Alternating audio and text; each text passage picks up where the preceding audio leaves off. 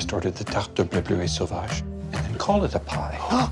We're going to have to burn the place to the ground. What's the big idea for hit characters? Back off, or the tower gets cracked. Ow! You will be eradicated. Hilarious. Go to the airport, I'll probably watch the Leafs game. So don't mention the Leafs game if you heard anything. Yes. Jeffrey. I will not. All right. Dave, Kevin, Jeff in Las Vegas. Guys, it's such a thrill to meet you. I've been fans since you guys started, so this is a total thrill. Thank you for joining me today. Oh, thank you, Jeffrey. Thank you. That's Thank nice you. to hear. And you know what, Kevin? I'm going to blow your mind right now. Because We met. We met, look at this, 20 years ago at the Lilo and Stitch junket.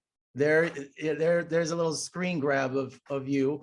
You look like David Ogden Steers. Yeah, you look back then. exactly like David Hudson Steers. Oh man, but so anyway, it's taken 20 years to get back in front of you. So thank you so much. So Dave, 27 years to wait for season 6 of Kids in the Hall. Did you feel like any time had passed? Yeah, I felt like 27 years had passed. It was almost to the minute. Almost to the minute. It felt like 27 years. Dave's very good time. Very Yeah. good time. No, it was, well, it's weird because at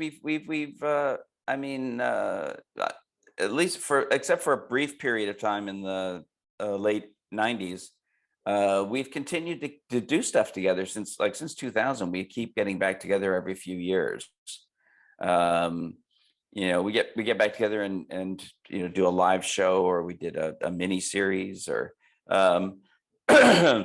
but it seems like after a certain period of time we forget how horrible it is to be together. And then we get together, and then 3 to 5 years passes and we forget again. Well, for guys who've been buried in the earth for over 30 years, you guys look pretty good. Thank you. Thank you. You know A what? lot of nutrition in the dirt. Yeah. And I blame the bacteria and fungi and and insects for not doing their job. Yeah. Well, Kevin, tell me about that first day back in the writer's room. First of all, I was nervous because we were in a writer's room. Like we've had a writing office. We never called it a room. We never called it. It was like we were real writers, and that sort of made me nervous. And if I said something, someone would say, like Bruce would say, "Oh, what about what Kevin just pitched?" And I didn't pitch anything. I was thinking and talking at the same time. We're not real writers. And then I got less nervous, and it's the most fun part of it. Of the whole thing of being a guy in a comedy troupe, a person in a comedy troupe.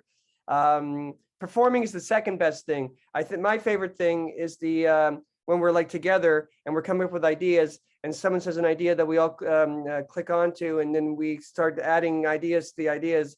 That's the most fun part. Is that, and even when it happened on Zoom, it was harder. It was still like a lesser version of the same great thing, though. Well, Dave, the first sketch, Bank Robbers, was that really full Monty, or was that a computer effect? Because I was freezing the frame. But Well, clearly no human could have penises as beautiful as those. So yeah, they're computer generated. It cost almost $1 million per penis. That's a lot of render time. Oh yeah. Yeah. I could not believe you guys out of the gate. I mean, talk about shocking your fans. You knew you had to have seatbelts for the rest of the series. I mean, you guys were going for broke. Well, we figured it was a good way to get it out of the way and just say, okay, we know you're going to go be shocked by how old we are. Well, this is exactly how old we are. Here we are. These are 2 naked old men. Well, I'm just saying, I'm Generation X, and your fans have aged together with you guys, and you seemed about embracing getting older. I mean, strippers at 60. I mean, yeah. Well, I think it all comes with a sense of humor. If you don't embrace, it's easier to. If you don't embrace getting older, you just get older and bitter that you're older. But if you embrace getting older, you're like part of the joke. And the best way to embrace anything is through humor. So we're lucky that we're funny. And humiliating yourself. Yeah. Before anyone else can get to it. But also, I keep forgetting that there's a shocking thing in that scene. Because we just think the premise is so silly. Because we just fell in love with a very light, silly premise. Yeah. And because of that, you've got to follow the rules of the premise, and the premise indicates that we have to get naked. And just following the premise, but the premise is the king. And I keep thinking, oh, we love our premise. Oh yeah, and we're naked. Because it was Kevin's idea, And when he told to me, my first thought was, well, we really have to be naked, right? We have to, Yeah, because my we first gotta- idea was that we would like Austin Powers it, like have lamps and for or something like that. Yeah, but I said, I that's immediately great. said we can't be coy about Well, that's it. great that Amazon gives you that That's right. freedom, right? That you guys have always enjoyed about your writing and Well, they requested that if we could come up with a vehicle for penis shots. And this was Okay, we'll work on it. we brainstormed it for a while, and this is what Kevin came up with. and congratulations at Brain Candy breaking even finally. And I love how you bookend the show with the characters. I mean, that was just a great nod to that film. Well, thank you. Yeah, when I saw it, because I wasn't in a lot of it, I was shocked how good it was. It was like a movie. My first thought was this should be our next movie, not a sketch. Well, there's a few guest stars this season too. I was wondering if I heard that it was kind of like somewhere over Zoom, somewhere in studio with you. Yeah, well, we actually had a few people come in and do actual sketches with us. But because of the nature of being in production during COVID, we also had a lot of friends and colleagues agree to shoot sort of cameo appearances remotely, which was wonderful. No, I don't want to give away who they all are. No, yeah, because there were some great surprises I'm watching. And I was like, great. And also just the celebration of almost 40 years you guys together, the Comedy Punks documentary, just fantastic. So do you guys have any specific memories over the last 40 years? I mean, one that stands out? Oh, geez, there's so many. 40 years? Yeah, I'm trying to remember. I guess, I don't know. I guess, I think one of my, because we were just recently back at the Rivoli doing an event there. That first time we had a like packed house in the middle of one of the worst blizzards in Toronto's history, where the entire city was shut down, and the TTC, which is our transit system, was shut down. Taxis weren't running. The city was saying, "Don't go out, you'll die immediately."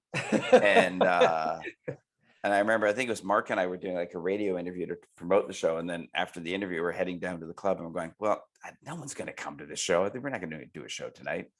And we got there, and there was already a lineup around the block to get in. Wow. And People turned away. that's one of the memories that sticks in my brain.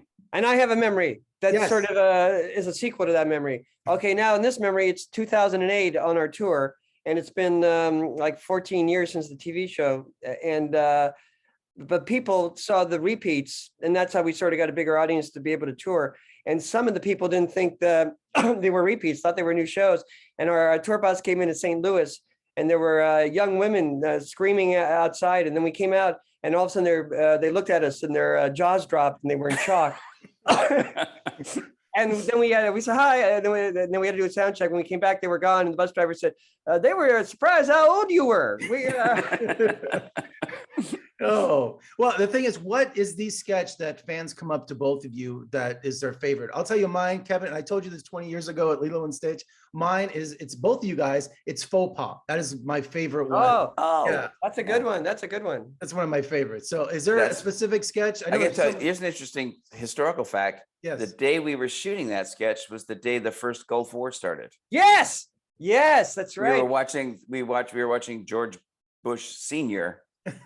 Right, like we're all the crew and everyone gathered around a TV in this house that we were shooting in, watching the news, watching the start of a war. No kidding. And then with Bernard Shaw. Is that his name from CNN? Yes. Yeah. Yeah. It put a kind of heaviness to it that somehow worked. Yeah. So I would assume which sketch did they come up to you and tell you which is their favorite? I don't know. Well, probably Because John Head Cleese Crusher. would always say they would come up and do the parrot sketch, or they don't, Monty Python. They would always just start quoting sketches. So Yeah, I think I hear a lot about Girl Drink Drunk. yeah. An awful lot, and I also hear a lot about the King of Empty Promises, and of course Citizen Kane sketch. Oh, Being yeah. a film critic, we all love Citizen Kane. Every time we hear that, we can't help think of that sketch.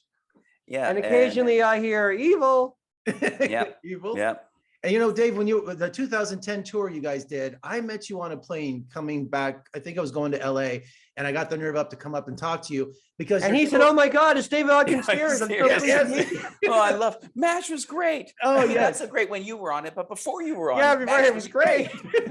But Dave, I asked you because in that tour you were supposed to end in Las Vegas, and it never happened. And I asked you why, and you just looked at me and went, "I don't know."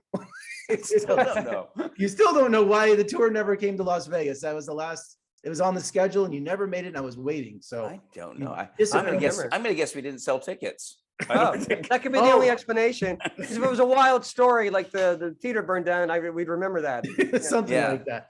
And to end our interview today, I want to tell you, you mentioned earlier, Dave, about being a Golden Knights fan. Yes, I am. But I'll tell you, my very first hockey game ever was the first year the Knights were here, and I saw the playoff game where they won their division. So can you imagine the Wow. first game? And then my second game was a Stanley Cup game, thanks to my brother. Yeah. Wow. Wow. Well, I mean, But do you know what icing is? No. That makes me Educate me. satisfied. Educate me. Well, I can't even explain it. when you shoot from your side of the red line across the goal line. Right. Yeah. And the goal line runs the whole width of the rink, not just across the net. And yeah. And I thought hockey would never work in Las Vegas, and this town No. is like hockey fever. Well, It's I ridiculous. think all hockey fans were just astonished at that first year with the Golden Knights. I No, know. that's not how it works. No, new teams take forever Oh, Yeah. to win. Like it's a phenomenon in sports, not just hockey. And Yeah. you made the playoffs every year, right? we almost did this Not- year. We not just this came year yet. two away. That's right. Yeah. So This is the first year out of the playoffs, though, right? yes, this is it. Yeah. Well, gentlemen, thank you so much for joining me today. Our time is up. This has been a total thrill. You guys are awesome. I love the new series. And come to Las Vegas, guys. We'll watch a game together. We'll see a Golden Knights game next year. All right. All right. Okay. All right. Thanks so Thank much, you. guys. Thanks a lot.